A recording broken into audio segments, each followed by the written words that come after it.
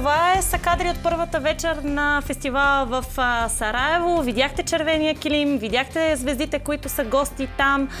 Очакваме и нови срещи с българските участници на фестивала.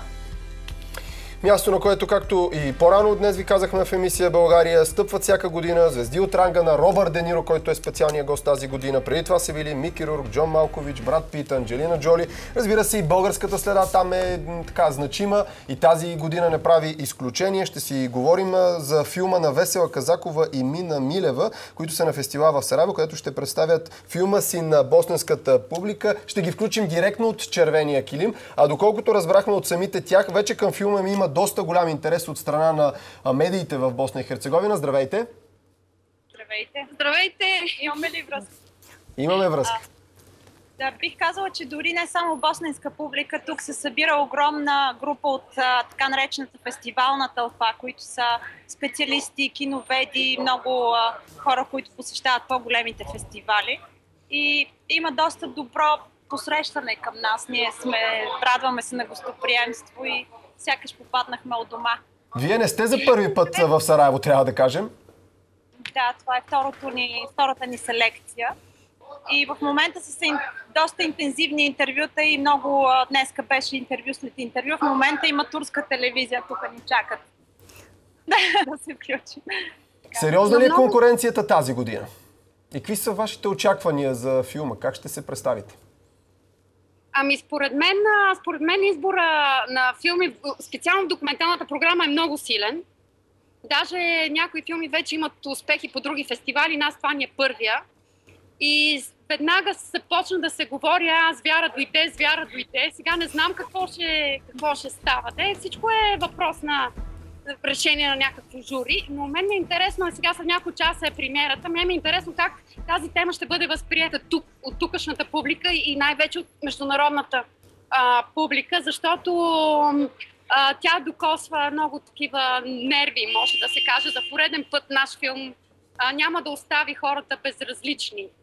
Да, тя е доста българска тема все пак. Да, и ще видим каква ще бъде реакцията, но от друга страна фестивала като фестивал е много добър старт за български филм. Днеска бяхме и на Ралица Петрова на сутрешната прожекция.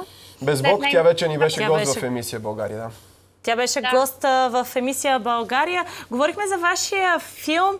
Очаквате ли публиката, журито и въобще критиците да се разпознаят в него? Вие казахте, че това е един български сюжет, но всъщност това е един сюжет за цяла източна Европа.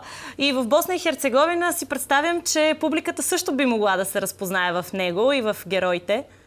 Много интересно, че снощи чухме от телевизионна редакторка, че това е филм, който би могъл да се случи във всяка страна, дори не само от източния блок. И така ни зарадва това, че тя успя да се идентифицира, тъй като бивша Югославия съвсем различна политическа обстановка от нас, исторически. Те са на друго ниво. Този път използвате анимация, тъй като и в предишния филм, с който сте участвали на фестивал в Сараево, също третирате тази тема, държавна сигурност и времето на социализма в България. Този път обаче анимация. Явно има още какво да нищите в тази тема. Да, определено има. Тази тема тепърва започва, имам чувството, и се надявам и други колеги да започнат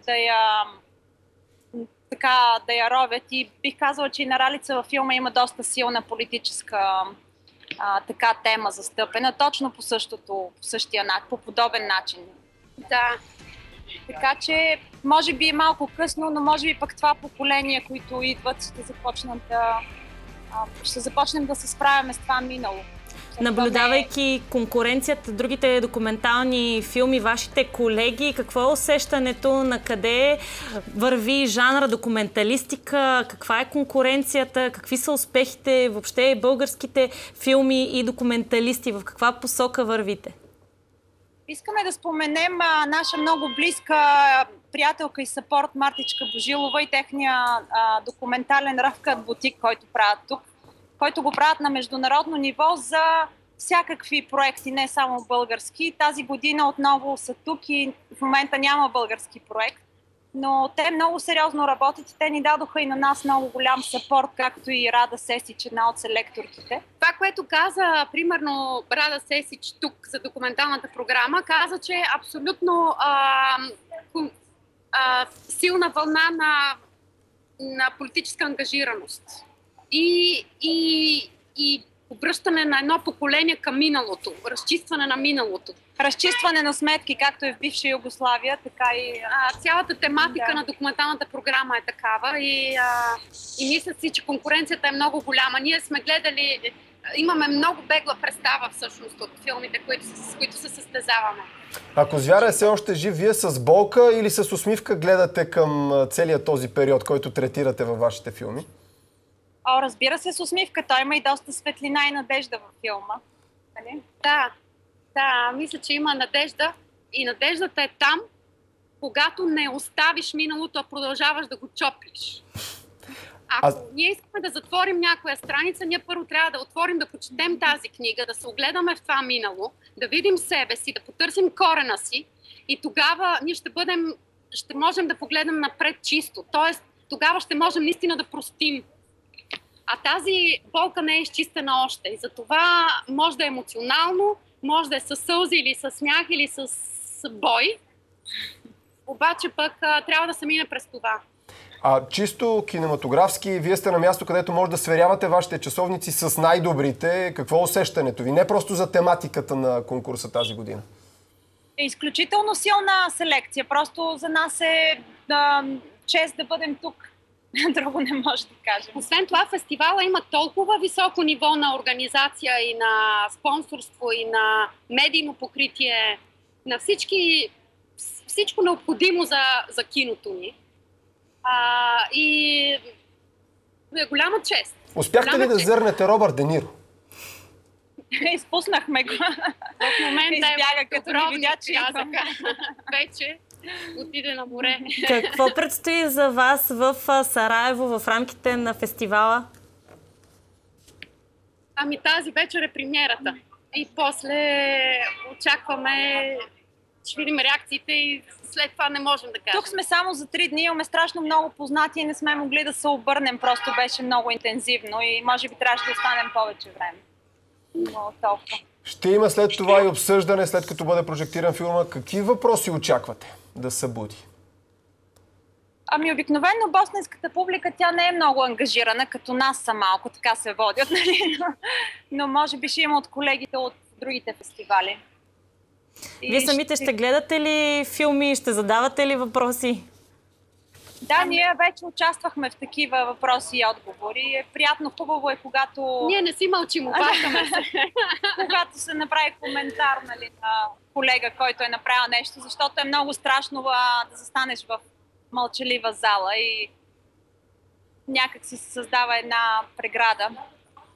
Радваме се да ви видим толкова ентусиазирани от тук нататък. След Сараево, каква ще бъде след това? Какъв ще бъде пътя на филма? Защото предполагам, че ще участва и в други конкурси.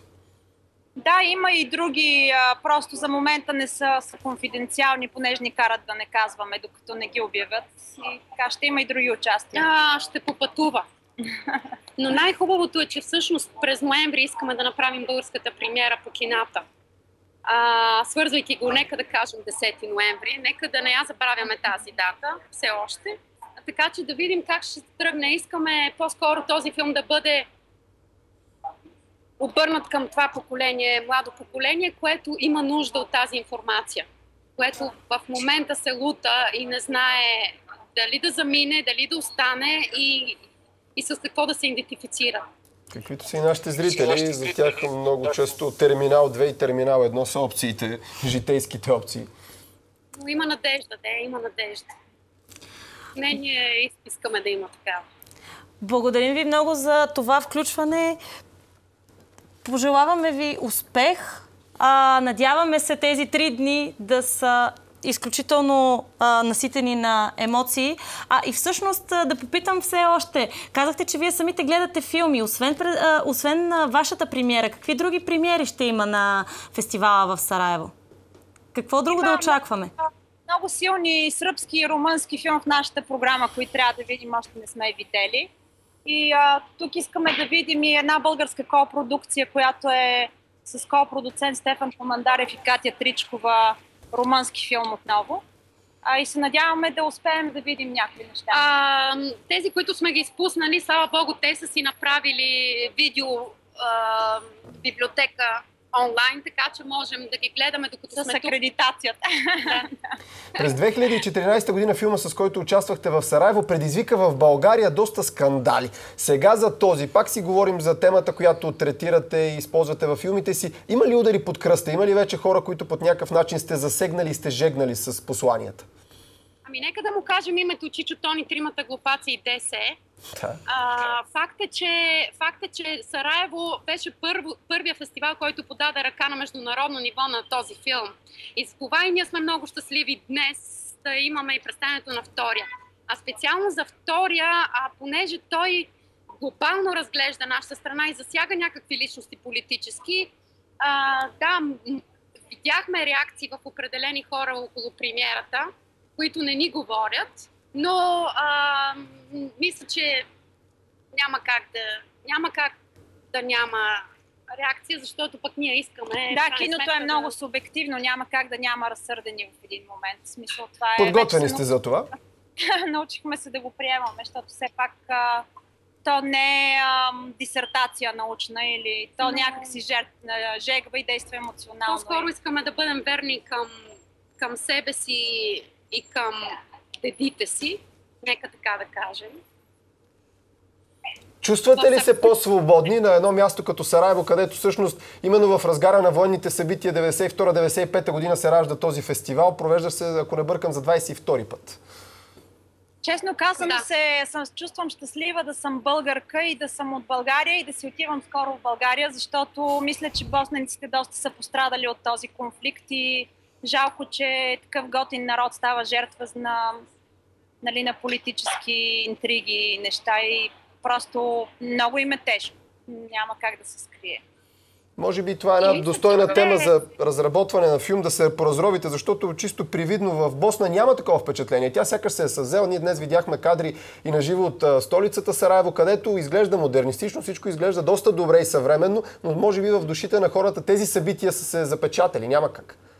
Няма как и те все пак пострадват доста и са затворени. Те, територията им, за да влезат в Хърватска, чакат 4 часа с колите си.